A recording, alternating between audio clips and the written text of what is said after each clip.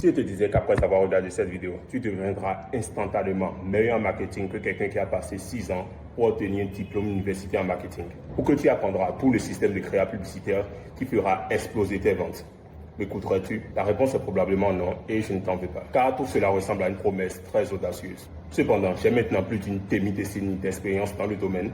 J'ai supervisé plus de $100 000 en dépenses publicitaires. Ce que je m'apprête à te montrer, ce sont les pratiques que nous utilisons en interne pour faire passer des maquis comme à 8 chiffres mensuellement. Je vais décomposer étape par étape comment fonctionne un système créatif de A à Z.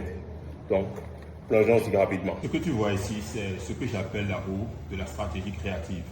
La première chose par laquelle je vais commencer, c'est qu'on t'a probablement menti. Beaucoup d'entre vous traitent la création publicitaire comme une machine à sous.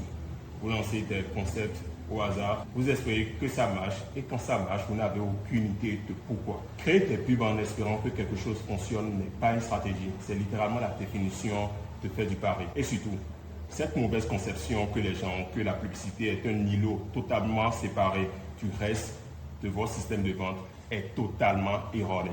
Donc, voici le vrai système qui permet de multiplier les publicités gagnantes. Tout commence ici dans la première case, la recherche au niveau du marché. Ce que tu dois retenir ici sur ce point, c'est que tu ne dois pas aveuglément copier les concurrents, non. Tu commences par la recherche de marché pour connaître les angles qui sont déjà saturés par le marché et les promesses fatiguées. Ensuite, tu fais ta recherche de produit. Cela te permettra notamment de savoir deux choses. La relation que ton marché a avec ton produit et la transformation que tu désires vendre. Puis vient la recherche client avec la méthode ADN. A pour avatar, trouver ton avatar cible, T pour désir et N pour niveau de conscience. Le truc à ce niveau, c'est que si tu ne comprends pas la situation émotionnelle de ton prospect, ce qui le pousse à acheter, et la conversation qui se passe déjà dans sa tête par rapport à ton produit, ta publicité ne fera que du bruit. Donc une fois que cette base solide est établie, on passe maintenant à l'architecture créative. Tu dois savoir qu'aujourd'hui, avec les algorithmes de ciblage large, fait que ta créative est ton ciblage. Tu dois concevoir des publicités qui fitent la bonne audience et qui ressemblent à du contenu organique, du contenu natif.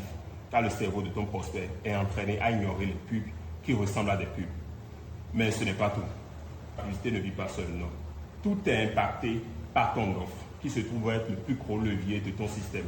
Si tu as une offre irrésistible avec une excellente économie unitaire, c'est-à-dire chaque vente te rapporte énormément en marge bénéficiaire, tu pourras te permettre un coût d'acquisition, un CPA beaucoup plus élevé que le reste du marché. Tu peux dominer les enchères face à tes concurrents.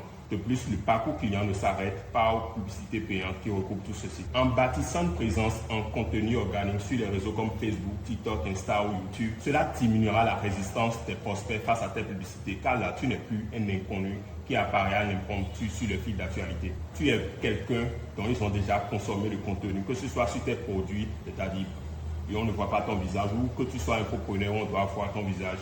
Ils reconnaissent le produit, reconnaissent la personne. Ce contenu organique, c'est vital pour une marque qui veut survivre vraiment sur le long terme, car il bâtit l'autorité, la crédibilité et la confiance nécessaire pour réchauffer ce prospect et le pousser à prendre ton offre. Ensuite, une fois qu'il a vu ton contenu, une fois qu'il a vu tes publicités, l'un des facteurs clés qui va le convertir au niveau de ton offre, ce sont les preuves sociales.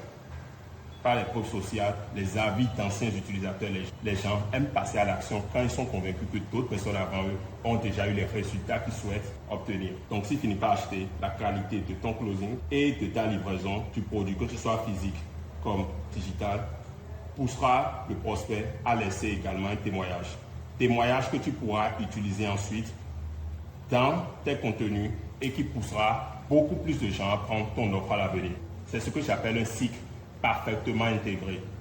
Une fois que l'architecture créative est établie, on entre maintenant en phase de production qui prendra en compte l'écriture des scripts qui sont axés principalement sur les résultats des recherches marché, produits et clients. Cela permettra d'écrire un script sur mesure qui fera dire au prospect, oui, c'est de moi qu'on parle. Car il faut savoir, dans un marché où tu essaies de parler à tout le monde, tu finis à ne parler à personne. Donc ton message doit être ciblé vers un seul et unique groupe de prospects, d'avatars. Après la production, la créa entre en phase de test.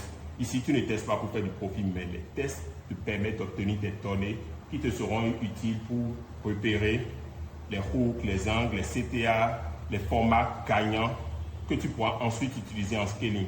Pour le scaling, à ce niveau, tu auras trouvé les concepts gagnants. Ces concepts vont regrouper comme je l'ai dit, les meilleurs hooks, les meilleurs angles, les meilleurs appels à l'action et les formats les plus adaptés à ton produit et à ton offre. À ce point, tu as déjà établi ce que 90% n'arrivent pas à avoir, l'ADN même de ton business, les formats gagnants, les concepts gagnants qui feront tourner ton business indéfiniment. À partir de là, ces concepts gagnants, tu pourras les utiliser autant de fois que tu veux. Tu reviens encore en production et tu testes et tu en obtiens encore de nouveaux concepts gagnants et le cycle se répète indéfiniment. Une fois que tu es passé par chacune des étapes de ce cycle, tu as déjà accompli le plus gros du travail.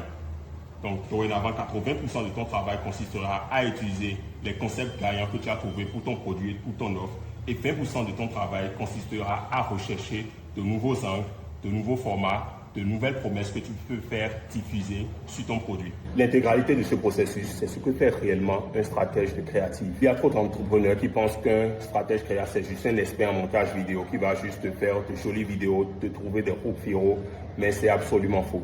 Les meilleurs stratèges créatifs, les profils A, ce sont ceux qui maîtrisent l'ensemble du système de vente, depuis l'acquisition jusqu'à la rétention en passant par la conversion. Ils connaissent la psychologie, le message, l'analyse des données, l'entonnoir de vente organique et l'économie unitaire de ton business. Il ne se fie pas simplement à l'instinct. Il pilote l'ensemble de ce système de création jusqu'à la rentabilité de ton business. Enfin, le système est ce qui multiplie ta rentabilité et le stratège créatif, c'est celui qui le conduit pour créer des points de scaling massifs pour ton business. La finalité, c'est quoi? Plus tu intégreras cette roue dans ton système de travail, plus tu généreras de l'argent et mieux ton équipe de créatifs fonctionnera. Si tu veux une analyse plus détaillée de chacune de ces étapes, écris système en commentaire et je ferai une vidéo YouTube sur le sujet.